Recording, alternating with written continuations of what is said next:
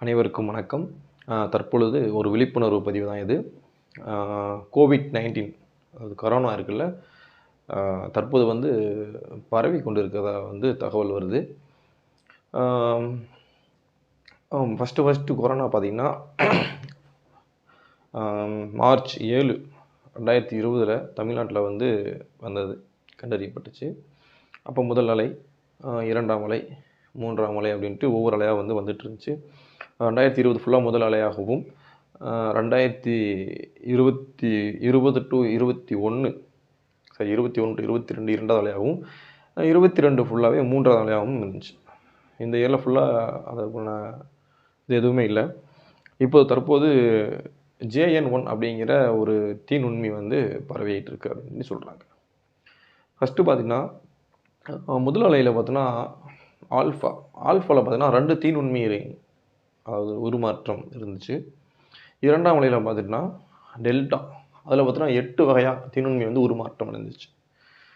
அதிகப்படியாக 3ஆவது அலையில் ஒமேக்ரான் வந்த பொழுது 100க்கும் மேற்பட்ட முறையில் வந்து உருமாற்றங்கள் வந்து அடைஞ்சிச்சு. தற்போது அதில் ஒரு வகை தான், அதாவது BA அப்படிங்கிற 2.86 அப்படிங்கிற ஒரு இதில் வந்து திரிவு தான் வந்து JN1 அப்படிங்கிற ஒரு வைரஸ்.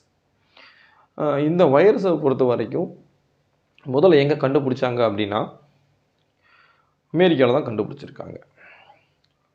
தற்பொழுது அனைத்து நாடுகளுக்கும் பரவி கொண்டிருக்கிறது. ஸோ இதோட அறிகுறி என்ன அப்படின்னு பார்த்துட்டோம்னா, ஃபஸ்ட்டு நமக்கு என்ன அறிகுறி வரும் அப்படின்னா, தலைவலி, சளி பிடிக்கும், இருமல், தொண்டை வலிக்கும், காய்ச்சல் வரும், அப்படியே உடல் சோர்வாக இருக்கும், கைகள் எல்லாம் வலிக்கும், வயிற்றுப்போக்கு இருக்கும். இதோட அறிகுறிகள், சரிங்களா? இதை வந்து யாரெல்லாம் செக்கப்புக்கு போகணும் அப்படின்னா, குழந்தைகள், கர்ப்பிணி பெண்கள், பெரியவர்கள், அதுக்கப்புறம் உறுப்பு மாற்று அறுவை சிகிச்சை செஞ்சவங்க, மேலும் HIV மற்றும் புற்றுநோய் இந்த மாதிரி உள்ளவங்க, இவங்கெல்லாம் வந்து செக்கப்புக்கு போகணும். இதை நம்ம வந்து தவிர்ப்பதற்காகவும் முன்னெச்சரிக்கை நடவடிக்கையாகவும் நாம் செய்ய வேண்டியவை என்ன அப்படின்னு பார்த்துக்கிட்டோம்னா, அனைவரும் முகக்கவசம் கட்டாயம் அணிய வேண்டும். கைகளை வந்து அப்பொழுது கழுவிக்கிட்டே இருக்கணும், சோப்பு போட்டு கழுவணும். இருமல் தும்பல் வரும் பொழுது நம்ம ஒரு பேப்பரோ ஒரு துணி வச்சுக்கிட்டு இதை இது பண்ணணும், வச்சுக்கிட்டு இருமணும், தும்பணும். மாறாக அடுத்ததாக நல்ல உணவுகளை, சத்துள்ள உணவுகளை உண்ண வேண்டும். நோய் எதிர்ப்பு சக்தியை வந்து நம்ம உடலில் அதிகப்படுத்தணும். அப்புறம் சர்க்கரை நோயாளிகள் வந்து சர்க்கரை அளவு வந்து கரெக்டாக வச்சுக்கணும். அதுக்கப்புறம் லாஸ்ட்டாக என்னென்னா, நல்ல உணவு, சத்துள்ள உணவு சாப்பிட்டுட்டு தெம்பாக இருக்கணும். அவ்வளோதான்.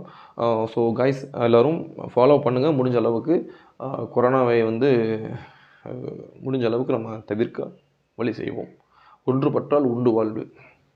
ஸோ ஃபாலோ பண்ணுங்கள். Love you all. Have a great day.